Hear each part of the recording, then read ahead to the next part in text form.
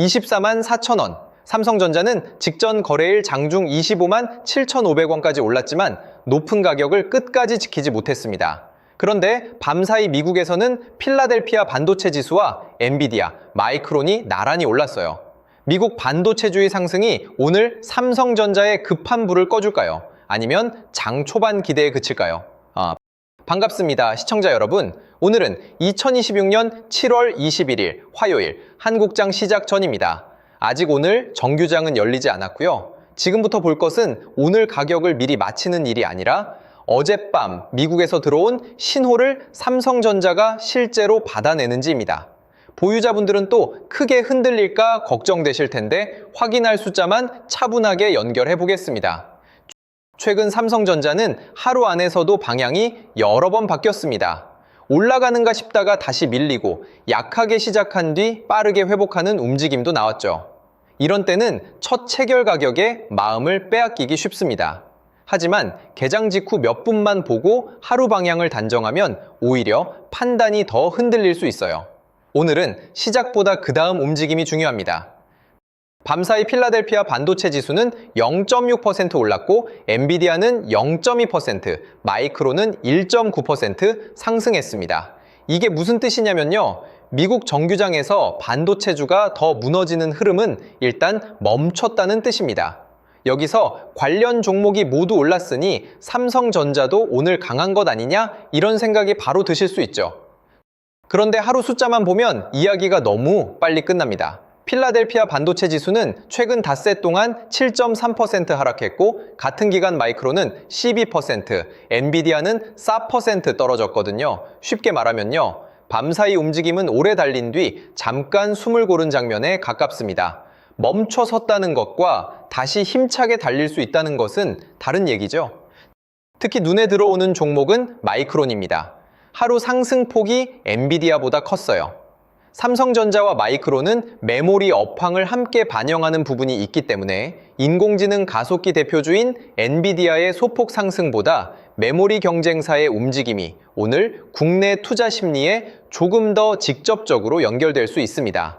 다만 마이크론 주가가 하루 올랐다고 삼성전자의 주문이나 이익이 곧바로 늘어나는 것은 아닙니다. 자, 여기서 구분해야 할 게 있어요. 미국 반도체주가 추가 하락을 피했다는 사실은 분명 도움이 됩니다. 하지만 최근 닷새 동안 쌓인 낙폭을 생각하면 업황에 대한 의심이 사라졌다고 말할 단계는 아니죠. 오늘 삼성전자가 오르더라도 그 이유가 메모리 업황을 다시 좋게 보기 시작해서인지 많이 떨어진 뒤 나온 짧은 매수인지 장중 움직임으로 확인해야 합니다. 어떻게 확인하느냐고요? 강하게 출발하는지만 볼 게 아니라 시간이 지나도 높은 가격을 지키는지를 봐야 합니다. 반대로 약하게 시작하더라도 낙폭이 더 커지지 않고 안정을 찾는다면 미국발 분위기가 뒤늦게 반영되는 흐름일 수 있어요. 오늘은 양봉이냐 음봉이냐보다 초반과 이후의 힘이 어떻게 달라지는지가 더 많은 정보를 줍니다. 직전 거래일 삼성전자는 24만 1,000원에 출발해 25만 7,500원까지 올랐고 24만 원까지 밀린 뒤 24만 4,000원에 거래를 마쳤습니다. 이게 무슨 뜻이냐면요. 장중에는 위쪽을 시험했지만 마지막에는 당일 범위의 아래쪽에 가까웠다는 뜻이에요. 그래도 고점까지 크게 갔으니 사려는 사람이 강했던 것 아닌가요? 이렇게 물으실 수 있습니다. 오전 상승 시도가 있었던 것은 맞습니다. 다만 해당 가격을 끝까지 지키지는 못했어요. 거래량은 2,680만, 주로 직전 4일 평균의 87% 수준이었습니다. 움직임은 컸지만 최근 평균을 압도할 만큼 거래가 폭발한 것은 아니었죠. 따라서 직전 하루만 보고 바닥이 완성됐다거나 하락이 끝났다고 단정하기에는 확인이 더 필요합니다. 그렇다고 삼성전자만의 문제로 전부 해석할 필요도 없습니다. 직전 거래일 코스피가 6.4% 하락하면서 시장 전체가 크게 흔들렸거든요. 대형주도 시장 충격에서 자유롭지 못했고 좋은 뉴스가 있어도 가격에 제대로 반영되기 어려운 환경이었습니다. 오늘은 삼성전자가 약한지 강한지를 볼 때 국내 시장이 함께 안정되는지도 떼어놓지 말아야 합니다. 보유자분들이 가장 답답한 지점도 여기일 거예요. 회사가 하루 만에 완전히 달라진 것도 아닌데 왜 주가는 이렇게 움직이느냐는 거죠. 충분히 혼란스러울 수 있습니다. 주가는 지금 벌어들이는 돈뿐 아니라 앞으로 벌 것이라는 기대, 시장 전체의 위험 회피까지 동시에 반영하거든요. 그래서 불안이 커질 때는 기업의 실제 변화보다 가격이 훨씬 빠르고 크게 움직일 수 있어요. 다만 시장이 흔들렸으니 삼성전자 하락은 전부 과도하다라고 판단하는 것도 조심해야 합니다. 미국 반도체 지수와 주요 종목이 최근 닷새 기준으로 여전히 큰 폭의 하락을 안고 있기 때문이죠. 데이터 센터 투자와 반도체 업황에 대한 의구심이 남아있다면 오늘 오르더라도 이전 고점을 곧바로 회복한다는 기대부터 세우기보다 매도 압력이 줄었는지부터 보는 편이 현실적입니다. 오늘 두 번째 연결고리는 원달러 환율입니다. 7월 15일 1487.9원이었대 온 환율은 장전 기준 1475.5원으로 내려와 있습니다. 이게 무슨 뜻이냐면요. 달러가 약해지고 원화가 강해진 방향입니다. 삼성전자는 수출 기업인데 환율이 내려가면 오히려 불리한 것 아닌가요? 이 질문이 자연스럽게 나오죠. 실적만 생각하면 그런 면이 있습니다. 삼성전자가 해외에서 달러로 번 돈을 원화로 바꿀 때 환율이 낮으면 환산 금액이 줄 수 있으니까요. 하지만 오늘 같은 장전 판단에서는 다른 면도 봐야 합니다. 해외 투자자는 삼성전자 주가만 보는 게 아니라 원화 가치까지 함께 계산합니다. 주가에서 이익을 내도 환율이 불리하게 움직이면 실제 수익이 줄어들 수 있거든요.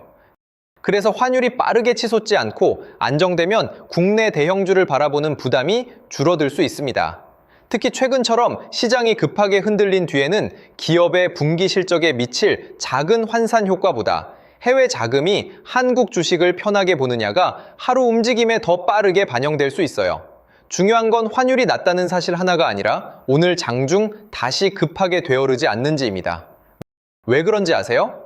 밤사이 미국 반도체주가 올라도 원달러 환율이 개장 뒤 빠르게 상승하고 국내 지수까지 밀리면 삼성전자가 미국발 호재를 온전히 받아내기 어렵기 때문입니다. 반대로 환율이 안정되고 국내 시장에 급한 매도가 잦아들면 미국에서 들어온 안도감이 삼성전자에 연결될 여지가 커지죠. 종목 화면 하나만 봐서는 놓치기 쉬운 대목입니다. 오늘은 삼성전자가 처음 오르느냐보다 삼성전자와 환율이 서로 충돌하지 않는지를 보세요. 주가는 위로 가는데 환율도 빠르게 뛴다면 상승의 지속력을 더 신중하게 봐야 합니다. 주가가 초반 흔들려도 환율이 차분하고 국내 시장이 안정을 찾는다면 서둘러 비관할 이유는 줄어들어요. 서로 다른 화면이 같은 방향을 가리킬 때 판단의 신뢰도가 높아집니다. 여기에 삼성전자 자체 뉴스도 하나 들어왔습니다.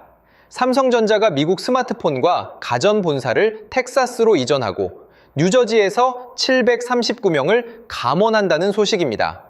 숫자만 보면 미국 사업이 많이 어려워진 것 아닌가 하는 걱정이 먼저 생길 수 있어요. 인력 감축은 직원과 사업 운영에 직접 영향을 주는 만큼 가볍게 볼 내용은 아닙니다. 다만 본사 이전과 감원이 함께 나온 만큼 사업을 단순히 접는다고 해석하기보다는 조직과 거점을 재배치하는 과정도 같이 봐야 합니다. 여러 지역에 나뉜 업무를 한 곳으로 모으면 사무 공간과 관리 조직에서 겹치는 비용을 줄일 수 있고 스마트폰과 가전의 판매 전략을 더 빠르게 결정할 수도 있죠. 실제로 돈이 덜 나가는 장면이 만들어질 가능성은 있습니다. 문제는 비용만 줄인다고 사업이 좋아지는 건 아니라는 점입니다. 미국 소비자가 갤럭시 스마트폰과 삼성가전을 계속 선택해야 매출이 유지되고 그 상태에서 인건비와 운영비가 줄어야 이익에 도움이 됩니다. 사람을 줄인 뒤 제품 판매까지 함께 감소한다면 투자자가 기대하는 효율화와는 전혀 다른 이야기가 되죠. 결국 감원 숫자보다 고객이 계속 제품을 사는지가 더 중요합니다. 이 뉴스가 오늘 하루 삼성전자 방향을 혼자 결정할 가능성은 크지 않아 보입니다. 삼성전자 전체 이익에서는 반도체 사업의 영향이 여전히 크고 지금 시장의 관심도 미국 반도체주와 국내 증시의 급격한 변동에 더 쏠려 있기 때문이에요. 그래도 미국 사업 재편을 시장이 비용 절감으로 받아들이는지 사업 축소로 받아들이는지는 주가가 미국발 상승 재료에 얼마나 반응하는지 통해 일부 확인할 수 있습니다. 만약 미국 반도체주가 모두 올랐고 환율도 안정돼 있는데 삼성전자만 유독 힘을 쓰지 못한다면 회사 자체 뉴스가 부담으로 작용하는지 살펴볼 필요가 있습니다. 반대로 시장과 함께 안정을 찾는다면 조직 재편 소식이 당장 핵심 악재로 번지지는 않는다고 볼 수 있죠. 다만 하루 주가만으로 미국 사업의 성공과 실패를 판정하면 안 됩니다. 이후 판매와 이익이 확인돼야 할 문제예요. 자, 이제 새 흐름을 한 화면에 놓아보겠습니다. 미국에서는 반도체주가 하루 상승했지만 최근 닷새 낙폭은 아직 큽니다. 원달러 환율은 장전 기준 국내 대형주의 부담을 덜어줄 수 있는 방향으로 내려왔고요.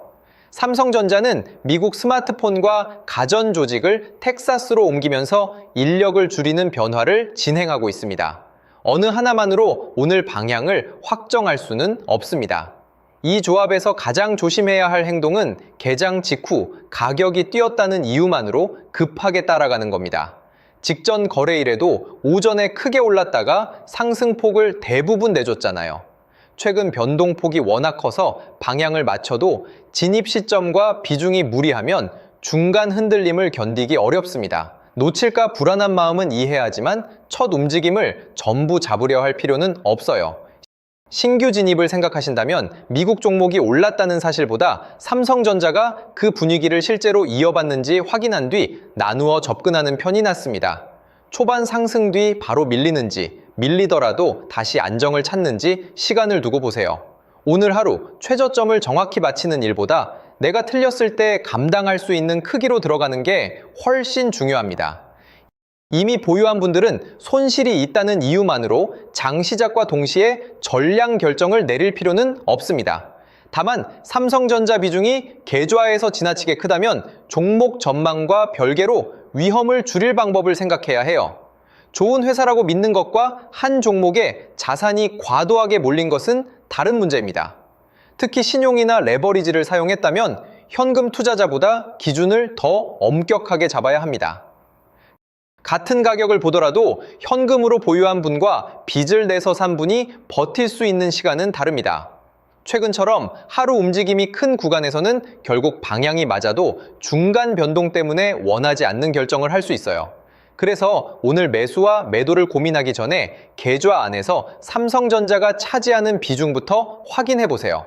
가격 전망보다 먼저 할 수 있는 가장 현실적인 점검입니다. 오늘 중심 질문에 대한 답은 이렇습니다. 현재는 밤사이 미국 반도체주의 상승과 원달러 환율 하락이 삼성전자의 급한 불을 덜어줄 가능성이 조금 더 우세합니다.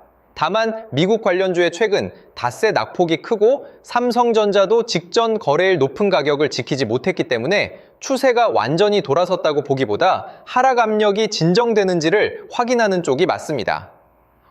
확인 신호는 장이 시작된 뒤 삼성전자가 미국 반도체주의 상승을 받아들이고 초반에 오른 가격을 시간이 지나도 쉽게 내주지 않으면서 원달러 환율도 다시 급등하지 않는 흐름입니다. 반대 신호는 초반 상승을 빠르게 반납해 직전 저점 쪽으로 밀리고 환율까지 되어르는 모습이에요. 그때는 미국발 안도보다 국내 시장의 불안과 최근 누적 하락의 힘이 더 크다고 판단해야 합니다. 결국 오늘 해야 할 일은 방향을 성급히 단정하는 게 아니라 계좌가 감당할 수 있는 범위 안에서 확인된 움직임에 대응하는 것입니다. 삼성전자 한 종목의 전망이 맞아도 비중이 과하면 계좌는 더 크게 흔들릴 수 있거든요. 지금 내 보유 종목과 손실이 어디에 몰려 있는지 정리가 필요한 분들을 위해 아래 무료 포트폴리오 진단도 함께 준비해놨습니다. 주식 투자를 하다 보면 제일 답답한 순간이 찾아옵니다. 분명히 계좌의 종목은 여러 개 들고 있는데 뭐부터 손대야 할지 순서가 헷갈리고 손실이 크게 난 종목을 더 버텨야 할지 지금 물을 타야 할지 아니면 일부를 먼저 줄여야 할지 판단이 안 서는 순간이 오거든요. 그래서 이번에는 여러분의 보유 종목 화면을 캡처해서 올리기만 하면 내 계좌가 어느 종목에 과도하게 몰려 있는지 손실이 어디에 집중되어 있는지 그리고 어떤 종목부터 먼저 점검해야 하는지 우선순위까지 보여주는 무료 포트폴리오 진단 리포트를 준비해놨습니다. 사용 방법도 어렵지 않습니다. 현재 사용하고 있는 증권사 앱에서 보유 종목 화면을 캡처해서 올리면 종목명과 평가 금액, 수익률을 자동으로 읽어 계좌 비중과 손실 구간을 정리해줍니다. 종합 점수와 계좌 등급, 가장 큰 비중을 차지한 종목, 종목별 비중 그래프까지 같이 확인할 수 있고요. 특정 종목을 무조건 사라거나 팔라고 찍어주는 방식이 아니라 내 계좌 구조를 객관적으로 펼쳐놓고 무엇부터 점검해야 할지 기준을 잡아주는 무료 진단이라고 보시면 됩니다. 진단 결과를 본 뒤에도 조금 더 구체적인 점검이 필요한 분들은 결과 화면 안에서 전문가 추가 점검도 신청하실 수 있습니다. 현재 계좌 상태를 바탕으로 하락장이 끝난 뒤 관심 있게 볼 히든 종목군, 상장지수 펀드 매매 정보와 대응 기준, 현재 보유 종목에 대한 추가 점검, 그리고 상승장에서 수익을 기대할 수 있는 종목군과 하락장에서 대응하는 방법까지 함께 안내받으실 수 있습니다. 모든 분께 같은 종목을 똑같이 안내하는 방식이 아니라 보유 종목과 비중, 손실 구간, 현금 상태를 확인한 뒤 각자 상황에 맞게 점검하는 방식입니다. 여기에 세력단과 지지선 계산기, 글로벌 AI, 자금 순환 맵, 보조지표 템플릿, 실전 매매 전략 노트, 시크릿 책자 3권과 주도주 알림센터까지 함께 보실 수 있게 준비해놨습니다. 그리고 다른 채널처럼 신청만 받아놓고 나중에 연락드리겠습니다. 순서대로 안내해드리겠습니다. 며칠 기다리시면 보내드리겠습니다. 이런 방식이 아닙니다. 신청 버튼을 누르시면 바로 무료 포트폴리오 진단 페이지로 연결되고요. 기다릴 필요 없이 그 자리에서 바로 보유 종목 화면을 올려 직접 확인해 보실 수 있습니다. 화면 아래 구독과 좋아요 버튼 눌러주시고 댓글창에 구독 완료라고 남겨주세요. 그리고 설명란이나 고정 댓글에 있는 링크로 들어가 신청하시면 지금 바로 무료 포트폴리오 진단부터 확인해 보실 수 있습니다. 끝까지 함께 해주셔서 감사합니다. 다음 영상에서도 확인된 숫자를 바탕으로 시장을 차분하게 같이 보겠습니다.